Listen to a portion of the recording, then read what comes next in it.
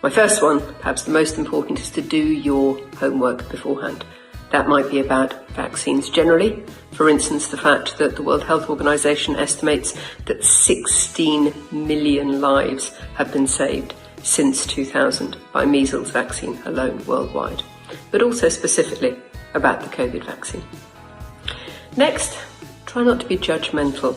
It can be really easy to assume that anyone who's concerned about the COVID vaccine is a conspiracy theorist. People often make that assumption, but they may have genuine concerns. There has been a lot of very fast changing information out there in the last few months. So listen to their concerns, listen to what they have to say, and try and drill down what it is that makes them concerned.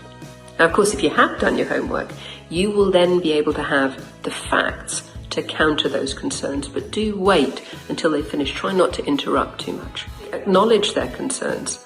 Maybe tell them, explain to them that you have heard a lot of those concerns too, that there is a lot of misinformation out there, that there is a lot of concern out there, and that's why you took the trouble to look into it with really reliable sources.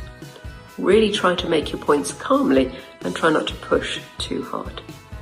Back up the information that you're giving them with reliable information and signposting. So, for instance, the Joint Committee on Vaccinations and Immunisations, if they've ever had a vaccine, that committee is the expert committee in the UK. It's completely independent of government, and they look at every vaccine before it is approved.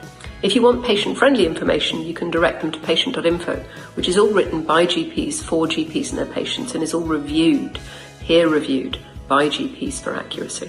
Finally, be personally positive. So I entered into a vaccine trial as soon as I could because I genuinely believed that there had been really robust evidence of safety by that time.